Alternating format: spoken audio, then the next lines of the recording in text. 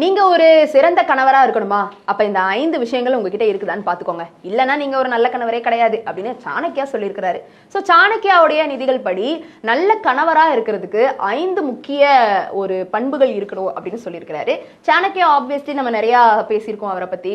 அவர் எழுதி வச்ச நீதிகள் கண்டிப்பா ஃபாலோ பண்ணா நம்ம லைஃப் கண்டிப்பா நல்லா இருக்கும். அதுல முக்கியமா நீங்க ஒரு நல்ல கணவரா இருக்கணும் அப்படின்னா ஃபர்ஸ்ட் ஆஃப் ஆல் புத்திசாலியா இருக்கணும் அப்படின்னு சொல்லி சாணக்கியா சொல்லியிருக்கிறாரு. புத்திசாலிகளை யாருக்கு தான் பிடிக்காது?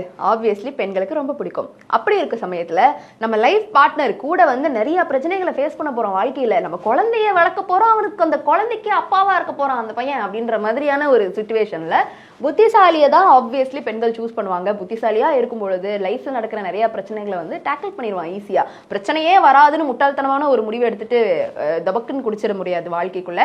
ஸோ பிரச்சனைகள் கண்டிப்பா வரும் தான். ஆனா அதை அந்த பையன் எப்படி ஹேண்டில் பண்றான் அப்படின்றத ஒரு பெண் பார்ப்பாங்க.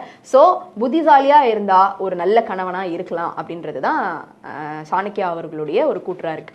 நம்பர் 2, பாதுகாப்பு உணர்வு வந்து பெண்களுக்கு கிடைச்சிருச்சுனாலே எப்பேற்பட்ட பையனா இருந்தாலும் அந்த பையனை வந்து கணவன் ஆக்கிக்கணும்னு ஆசைப்படுவாங்க. எப்படி சொல்றதுன்னா, ஏன்னா நிறைய இந்த டாக்ஸிக் ரிலேஷன்ஷிப்புக்குள்ள எதுக்கு போனாங்க, அந்த பையனை ஏன் நம்பினாங்க அப்படின்ற மாதிரியா இருக்கும். ஆனா அந்த இடத்துல அவங்க அந்த சேஃப்னஸ் வந்து ஃபீல் பண்ணியிருந்திருக்கலாம். ஏதோ ஒரு இடத்துல வந்து சேஃபா அந்த பையன் ஃபீல் பண்ண வச்சிருப்பான். அதுக்காக சேஃபா ஃபீல் பண்ணி அவன் மோசம் பண்ணிட்டான் பாத்தியா அப்படின்னு நீங்க சொல்றதை விட புத்திசாலியா இருக்கணும், சேஃபா இருக்கணும். இன்னும் நிறைய பண்புகள் இருக்கு. எல்லா பண்புகளும் ஒன்று சேர்ந்துதான் ஒரு நல்ல கணவன் அப்படின்னு வருது. அதுல முக்கியமா இந்த சேஃபா இருக்கக்கூடிய ஒரு உணர்வை வந்து ஃபீமேல்ஸ் வந்துட்டு ஃபீல் பண்ணிட்டாங்க அப்படின்னா, நீ செல்லம் வாடா செல்லம் அப்படின்னு சொல்லிட்டு இழுத்துட்டு போயிருவாங்க. அந்த வகையில அந்த பாதுகாப்பு உணர்வை கொடுக்கணும். ஏன்னா பெண்களை பாதுகாக்க வேண்டியது மிகப்பெரிய கஷ்டமான ஒரு விஷயமா தான் இருக்குது. கல்யாணம் ஆயிருச்சு ஆகலை கிளவி ஆனாலும் நிறைய இடங்கள்ல நிறைய சம்பவங்கள் நடந்துதான் இருக்கு. அப்படி இருக்கும் பொழுது வாழ்க்கை மேலையும் இந்த பாதுகாப்பு மேலையும் மிகப்பெரிய ஒரு கேள்வி இருக்கும் பொழுது பாதுகாப்பு உணர்வை ஒரு பையன் கொடுத்துட்டான், அவன் பாதுகாப்பா உண்மையிலேயே இருக்கிறான். உணர்வு கொடுக்கறது மட்டும் பத்தாது, உண்மையிலேயே பாதுகாப்பான ஒரு பர்சனா இருக்கும் பொழுது அவங்க மேல பயங்கரமா அட்ராக்ட் ஆவாங்க. அவங்க ஒரு நல்ல கணவரும் கூட.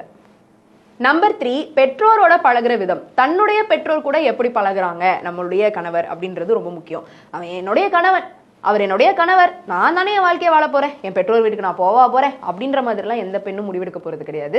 எல்லாருமே வந்துட்டு பெற்றோரை வந்து மறக்கிறது கிடையாது. கடைசி வரைக்கும் அவங்கள பாதுகாக்கணும் அப்படின்ற எல்லா ஆசை பெண்களுக்கும் இருக்கும்.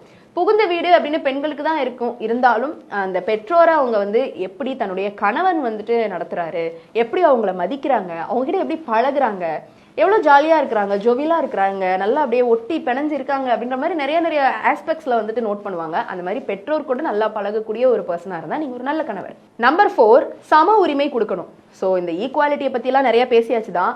ஸ்டில் ஓகே, நீ இதை பண்ணுமா, பண்ணலாம், ஒன்றும் பிரச்சனை இல்லையே, ஆம்பளை நான் தான் பண்ணணும் அப்படின்ற மாதிரிலாம் இல்லாமல் ஓகே ஆசைப்பட்டா பண்ணுங்க, அதில் இருக்கிற கான்சிக்வன்சஸ்லாம் இதுதான் அப்படின்றத சொன்னாலும் சரி, இல்லை வரும்பொழுது நான் இருக்கேன் நீ பார்த்துக்கோ அப்படின்னு சொன்னாலும் சரி, உரிமைகள் சமமாக கொடுக்கப்படணும். அந்த பெண்களை பாதுகாக்கிறோம் அப்படின்னு சொல்லி பூட்டி வைக்கப்படாம அவங்க பேசுறதுக்கோ அவங்க உணர்வுகளை வெளிப்படுத்துறதுக்கோ அவங்க சில விஷயங்களை அவங்களாவே செய்யறதுக்கோ அந்த சம உரிமையை வந்து கொடுக்கணும் அப்படின்னு சொல்றாங்க.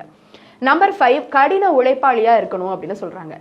எந்த ஒரு பர்சனுமேவும் ஒரு ஹார்ட் ஒர்க்கரா இருக்கும் பொழுது அவங்கள பார்த்து பயங்கரமா எல்லாருமே அட்ராக்ட் ஆவாங்க. அப்ப கணவனா இருக்கும் பொழுது என் கணவன் நல்ல உழைப்பாளிடா அப்படின்னு சொல்றதுல காலரை தூக்கிட்டு வந்து பெண்கள் வந்து ஃபீல் பண்ணுவாங்க. அப்படிப்பட்ட ஒரு கடின உழைப்பாளியா நீங்க இருக்கிறீங்க அப்படின்னா யூ ஆர் த பெஸ்ட் நல்ல கணவர். அந்த வகையில இந்த 5 குணங்கள் இருக்குதா அப்படின்றத செக்லிஸ்ட் போட்டுக்கோங்க. இதெல்லாம் இருந்துச்சுன்னா யூ ஆர் த பெஸ்ட் கணவர் of the award goes to அப்படின்ற மாதிரி உங்களுக்கு வந்துடும். நீங்க ஜாலியா என்ஜாய் பண்ணலாம். அண்ட் இந்த வீடியோ பத்தி உங்களுடைய கருத்து இருந்தா கீழே வந்து கமெண்ட் பாக்ஸ்ல ரியா கூட ஷேர் பண்ணலாம்.